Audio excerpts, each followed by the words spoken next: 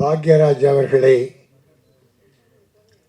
அற்புதமாக வாழ்த்தி வரவேற்ற கவிதா அவர்களுக்கு நன்றி சொல்லி, அதெல்லாம் அப்படியே அவருக்கு பொருந்தும். எதுவுமே பொருந்தாத நான் இடையிலே வந்தேன்.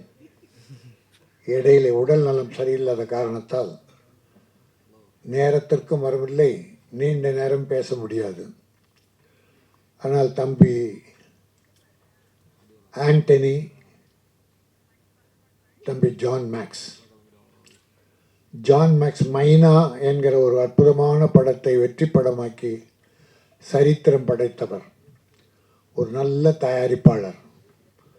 ஆனால் இதில் ரொம்ப சிரமப்பட்டுட்டார்.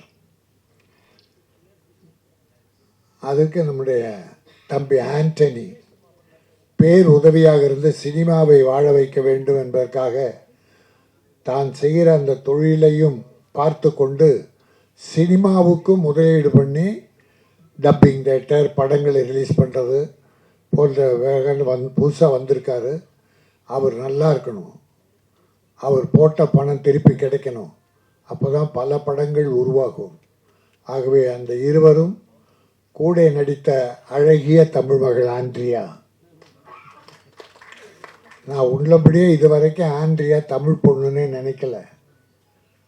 நான் இப்போ தான் கேட்டேன், அம்மா உங்கள் லேங்குவேஜ் கொஞ்சம் பயந்து தான் கேட்டேன். பிறந்த இடம் எதுன்னு சென்னைன்னுச்சு. அப்பா எங்கே வேலை பார்த்தார்? ஹைகோர்ட்லன்னாரு. கொஞ்சம் ஒரு அடி தள்ளி உட்காந்துட்டேன்.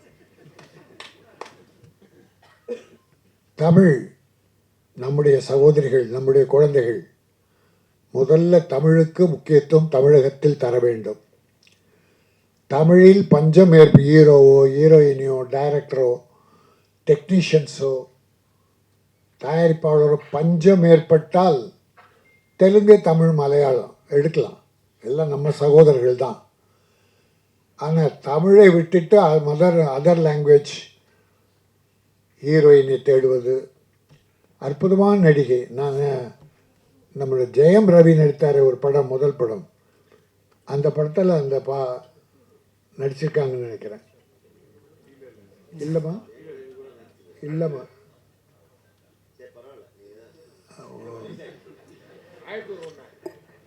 1001 கார்த்திக் ஹீரோ.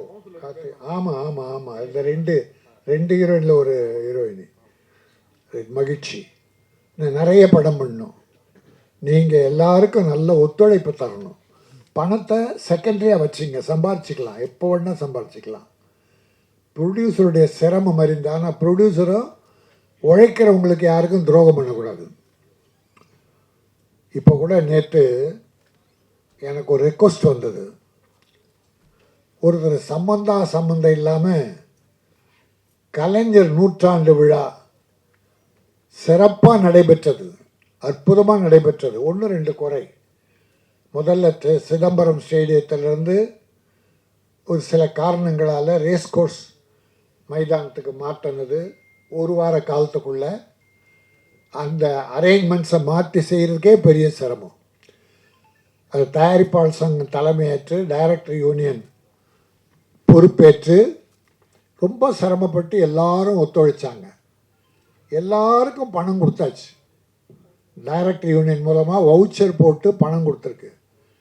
கடைசியிலே ஒரு 4 நாள் சிலருக்கு கொடுக்க முடியல. அதுக்கு ஸ்பான்சர் கொடுத்தவங்களுடைய பணம் வரல. அதுதான் காரணம். தொழிலாளிக்கு எங்கள் ஆட்கள் யாருமே துரோகம் பண்ண மாட்டான். தொழிலாளி நல்லா இருந்தால் சினிமா நல்லா இருக்குன்னு அர்த்தம். ஆக அதை சிலர் காசு கொடுத்து சில சவுக்குகளை பேச வைக்கிறாங்க. இந்த ஷவுக்குன்னு ஒன்றுமே தெரியாது, ஆனால் எல்லாம் உலகமே தெரிஞ்ச மாதிரி, அவர் தான் புரோக்கர் வேலை பார்த்து பணம் வாங்கி கொடுத்தா மாதிரி, அவர் கண்டபடி இந்த விழாவை டாக்டர் கலைஞர் அவர்களுக்கு தமிழ் திரையுலகம் நன்றி கடன் பட்டிருக்கிறது. அதனாலே இந்த விழா எடுப்பது எங்களுக்கு சிறப்பு. அவர் காலமெல்லாம் நாங்கள் நன்றி சொல்லலாம். மானியம் சிறு முதலீட்டு பட தயாரிப்பாளர்களுக்கு முதல் தந்தவர் அவர். 100 ஏக்கர் நிலத்தை பையனூரில் எல்லா கலைஞர்களுக்கும் திரையுலைச்சான் சின்னத்திரை பெரிய திரை எல்லாருக்கும் ஒதுக்கி தந்தவர், கேட்ட போதெல்லாம் உதவி செய்தவர். அவருக்கு தமிழ் திரையுலக நன்றி கடனோடு ஒரு நல்ல மனசோடு செய்தோம். அன்னைக்கு மழை வேற, பல சிரமங்களுக்கிடையே அற்புதமாக பண்ணா. யாருக்கிட்டே கூலி வாங்கிட்டு ரொம்ப தவறா. அது மட்டும் இல்லைங்க, தமிழகத்து முதல்வர் மு.க. ஸ்டாலின் தளபதி அவர்களை தமிழக மக்கள் தேர்ந்தெடுத்து ஒரு நல்லாட்சி நடக்குது. இப்போ கூட அந்த விழாவில் சிறப்பு என்னன்னா, பூந்தமல்லியில் ஒரு 140 ஏக்கர் 450 கோடி செலவில் ஹைதராபாத் ஃபிலிம் சிட்டி மாதிரி ராமோஜிராவ் ஃபிலிம் சிட்டியை விட பிரமாதமாக பூந்தமல்லியில் உருவாக்கி தர்றேன்னு அந்த விழாவில் முதல்வர் நமக்கு வாக்குறுதி கொடுத்துருக்காரு. எவ்வளோ பெரிய விஷயம் சினிமாவுக்கு. எங்கெங்கே ஹைதராபாத் ஓடுறோம், பூந்தமல்லினா எவ்வளோ நல்லாயிருக்கும் நம்ம சினிமாக்காரங்க. இதையெல்லாம் பெருமையாக நினச்சா, யாரோ காசு கொடுத்தா வாங்கிட்டு கண்டபடி முதல்வரை சொல்கிறாரு. தமிழக முதல்வரை திறமையே கிடையாது, திறமையற்ற முதல்வர் ராஜினாமா பண்ணிவிட்டு அவர் பிள்ளைகிட்ட ஒப்படைக்கிட்டோம், இல்லை இன்னொருக்கிட்ட. நீ யார் அதை சொல்ல? உனக்கு என்ன தகுதி இருக்குது சினிமாவை பற்றி பேச என்பதை ஒரு நன்றி கடனா. ஏன்னா டாக்டர் கலைஞர் அவர்களை குறை சொல்ல யாருக்கும் தகுதி கிடையாது. அதனால் இந்த வாய்ப்பை தமிழ் திரையுலகம் சேர்ந்து நடத்துகிற என் தம்பி ஜான் மேக்ஸ் ஆண்டனி, அந்த விழா என்பதாலே இதை நான் ஒரு கருத்தாக சொல்லணும்னு நினச்சேன்.